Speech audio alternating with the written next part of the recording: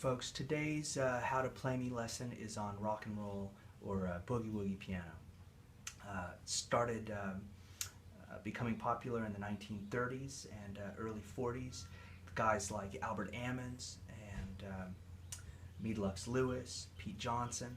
In the 50s, it became rock and roll piano with guys like Fats Domino and Little Richard and Johnny Johnson, who played with Chuck Berry, and Jerry Lee Lewis, of course.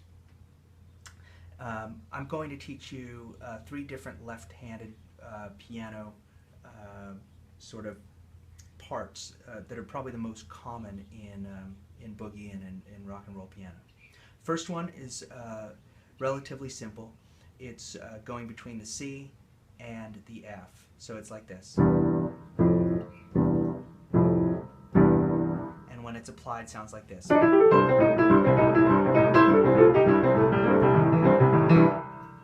Now,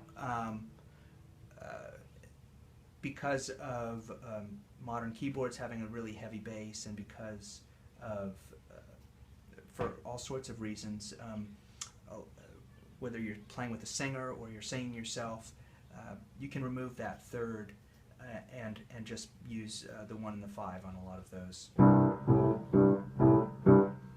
in that position.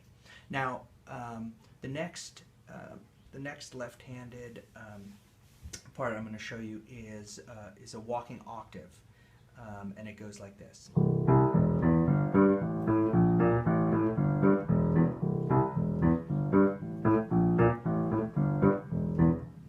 That's it.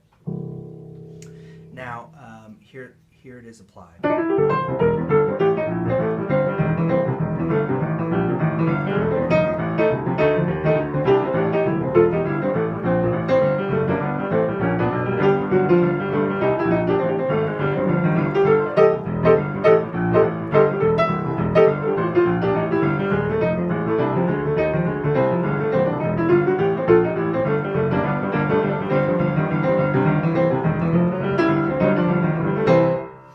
Alright, now here's the third left hand part, and I always think of Little Richard with this.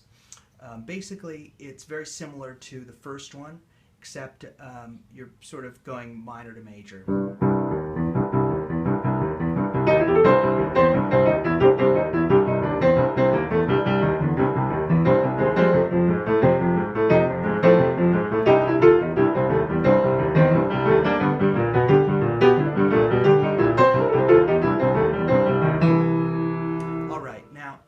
I'm going to show you one other thing, and that is that they can be applied together, especially the first and the second left-hand parts that I showed you.